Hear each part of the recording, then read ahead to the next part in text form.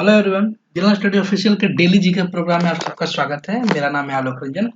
तो आज की वीडियो का हम क्वेश्चन शुरू करते हैं। तो पहला क्वेश्चन है कि मौर्य काल में जो प्रमुख कर था यानी टैक्स था वो कौन सा था। तो इसका आंसर हो जाएगा ए यानी भाग। जो भाग नाम का कर होता था वो सबसे मशहूर कर होता था मौर्य काल के बारे में। इसके बारे में और जानते हैं। जो भाग होता था वो मौर्य काल के एक प्रमुख आय का एक साधन हुआ करता था और ये फसल पे लिया जाता था और फसल का 1/4 से लेकर 1/6 भाग तक लिया जाता था। ये डिपेंड कर रहा था कि फसल की पैदावार कितनी हो रही है, उसके हिसाब से 1/4 या 1/6 कर लिया जाता था।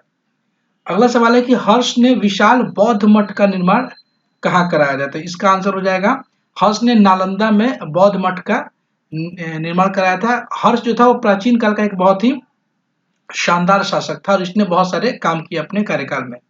हर्ष जो था वो बौद्ध मठ का निर्माण कराया और ये बौद्ध धर्म का मतानुयायी भी था, बौद्ध धर्म को मानता था। और इसका जो टोटल राज्यकाल रहा है वो 606 से लेकर 647 तक ये राजा रहा। और इसी के समय प्रसिद्ध चीनी यात्री वेन सांग, आप सबको पता होगा, वेन सांग भारत आया था जो 629 में आया, लगभग 642 तक रहा। तो ये भी क्वेश्चन आते हैं।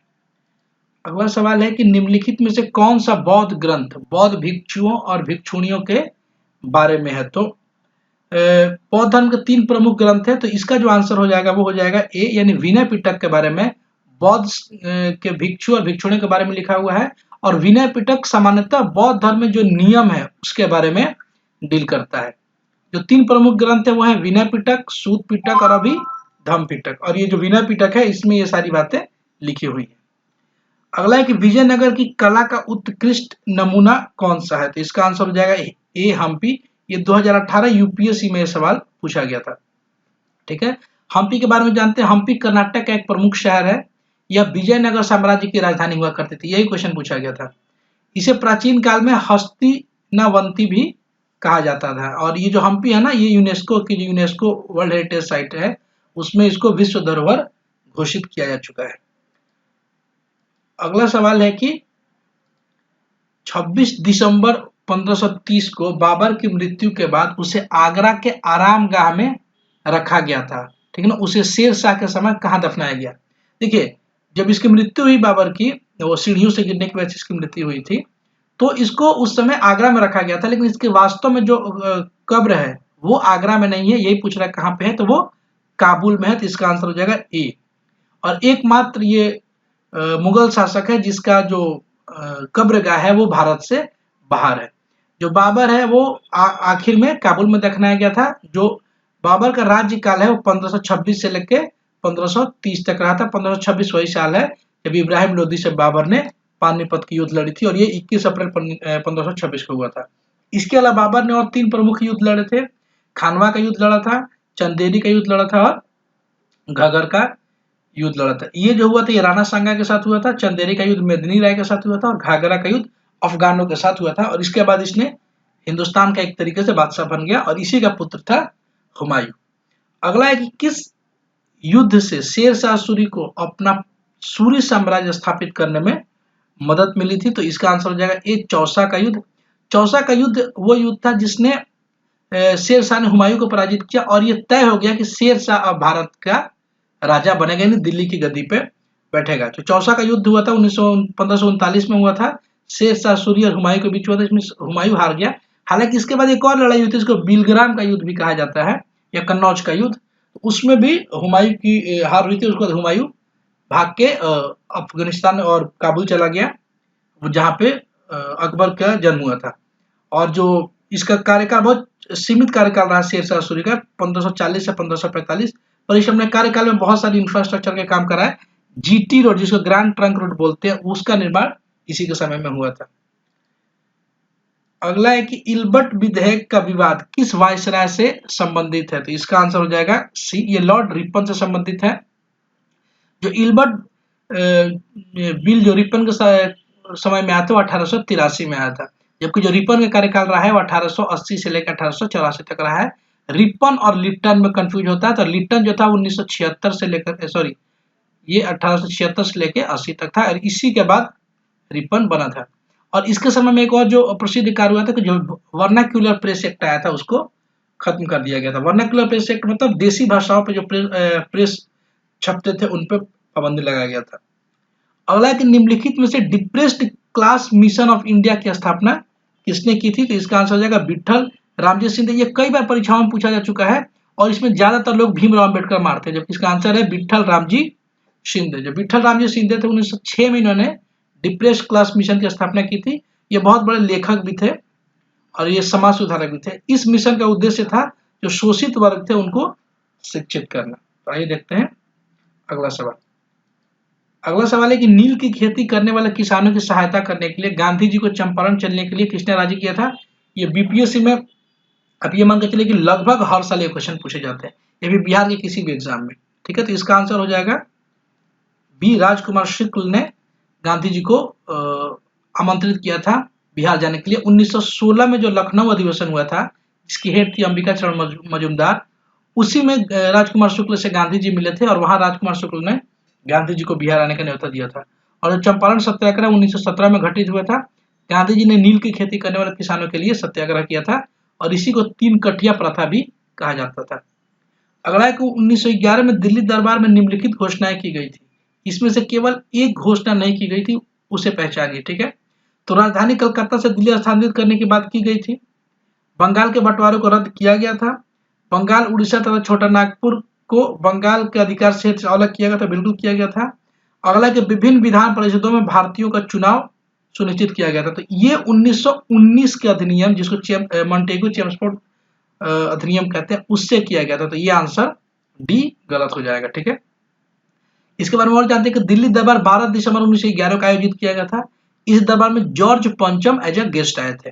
तो उस समय वायसराय थे होते लॉर्ड हार्डिंग सेकंड और इनका जो कार्यकाल रहा है वो 1910 से लेकर 1916 तक रहा है। और इसके बाद चेम्सफोर्ड बने, उसके बाद रीडिंग बने और फिर इरविन बने।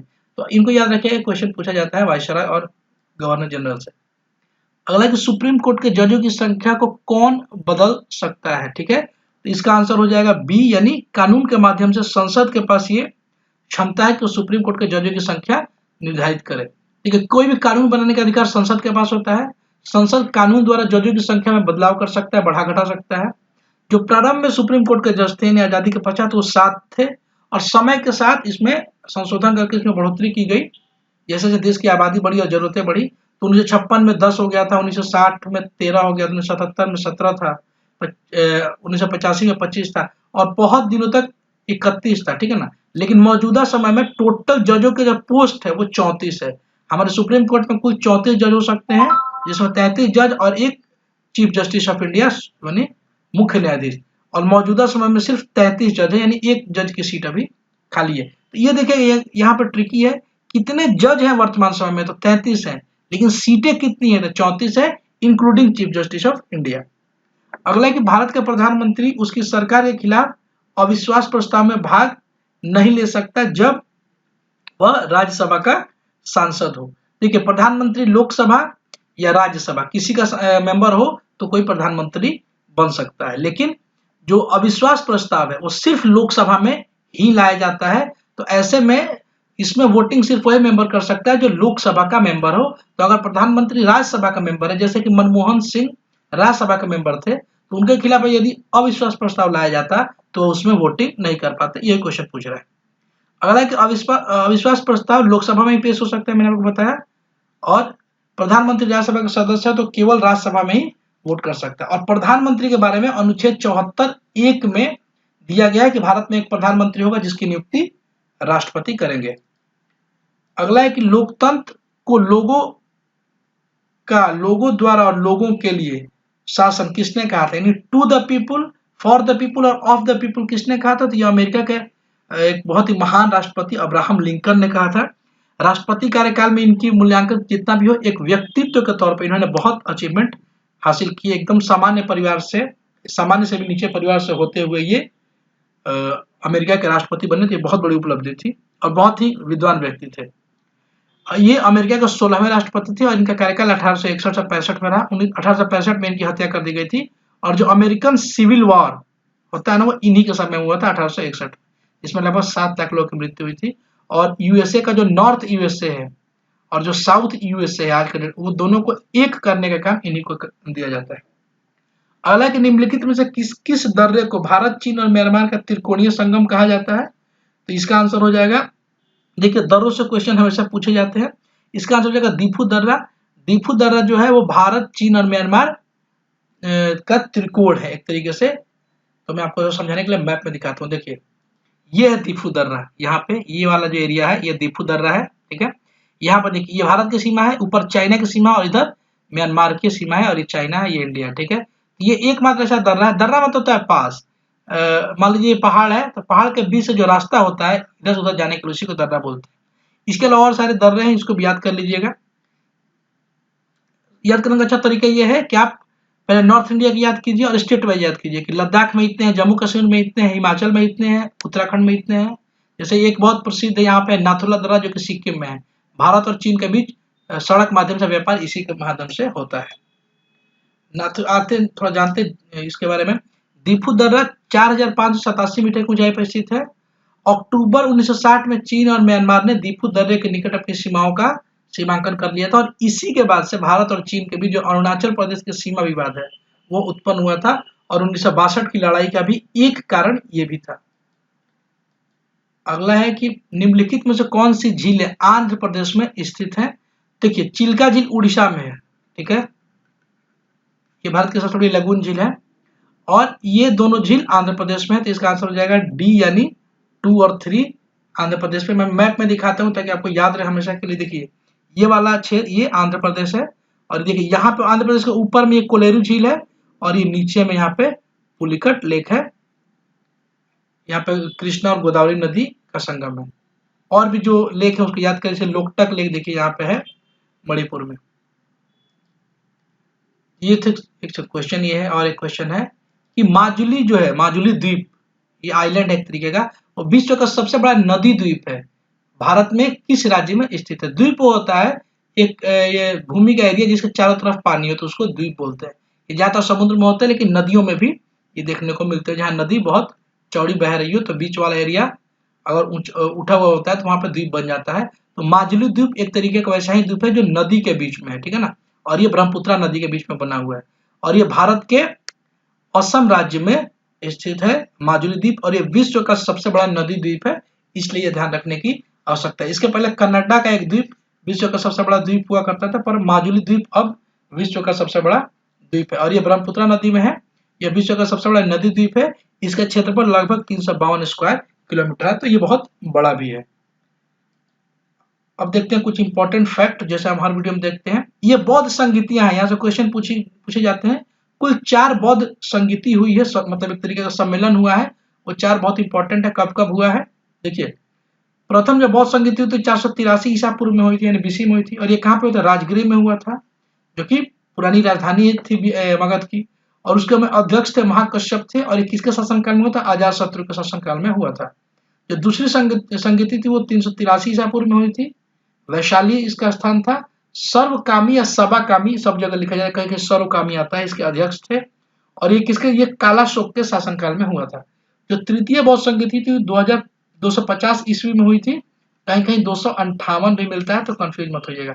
और ये इसका स्थान पाटलिपुत्रा में हुआ था, और इसके जो अध्यक्ष थे वो मोगलीपुत्र तिस्य थे, और शासनकाल किसका था? अशोक का था। जो चतुर्थ बौद्ध संगीति हुई थी वो 98 ईस्वी में हुई थी, और बहुत जगह आपको मिलेगा प्रथम शताब्दी, ठीक है ना। तो कंफ्यूज मत नहीं होना है, एक ही चीज है।